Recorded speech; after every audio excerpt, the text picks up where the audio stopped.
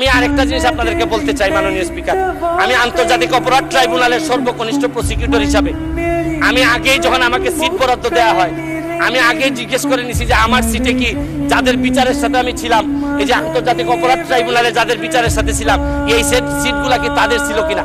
আমি নিশ্চিত হয়েছি যে এই সিটগুলাতে ওনারা ছিলেন না, কারণ আমি বিশ্বাস করি আন্তর্জাতিক অপরাধ ট্রাইব্যুনালের প্রসিকিউটর হিসাবে আমি কোনো যুদ্ধাপরাধীদের সিটে বসতে পারি না মাননীয় স্পিকার। আমাকে বলছে রাজাকার। শুনে রাখো চট্টগ্রামের লক্ষ লক্ষ জনতা, পার্লামেন্টে যখন আমাকে এই কথা বলা হয়েছিল, আমার পার্লামেন্টের কলিগ জাফরুল্লাহ চৌধুরী সাহেব বসে আছেন এখানে,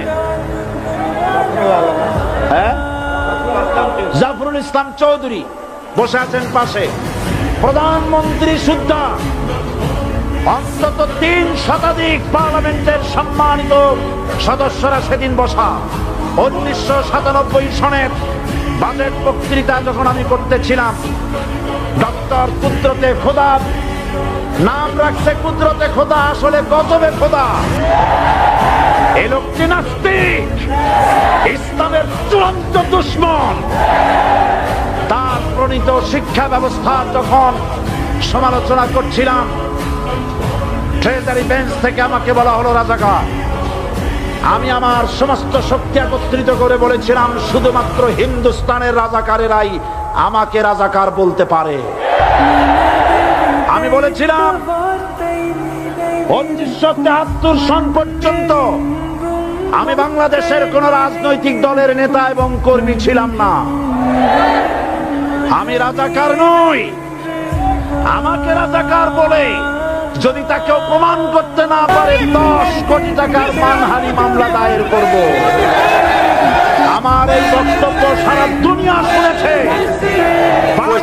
আমার এই বক্তব্য রেকর্ড হয়ে আছে। সেদিন 3 শতাধিক পার্লামেন্ট মেম্বারের কেউ আমার চ্যালেঞ্জ গ্রহণ করেন নাই। যে কোনো ব্যক্তি পার্লামেন্টে গিয়ে আমার বক্তৃতা দেখে আসতে পারেন।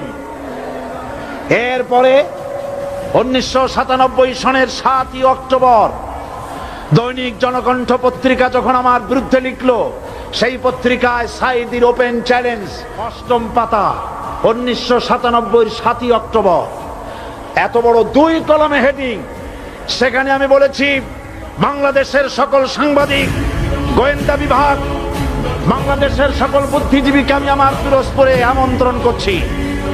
আমার উপস্থিতিতে যদি কেউ প্রমাণ করতে পারে বাংলাদেশের স্বাধীনতা যুদ্ধের বিরুদ্ধে আমার কোনো ভূমিকা ছিল, সজ্ঞানে স্বেচ্ছায় জাতীয় সংসদের সদস্য পদ থেকে পদত্যাগ করব। 3 বছর পার হয়ে গেছে, আজ পর্যন্ত কেউ এই চ্যালেঞ্জের মোকাবেলা করে নাই। সুতরাং আমাকে যারা রাজাকার বলবে তারা পিতৃ পরিচয়হীন অবৈধ সন্তান।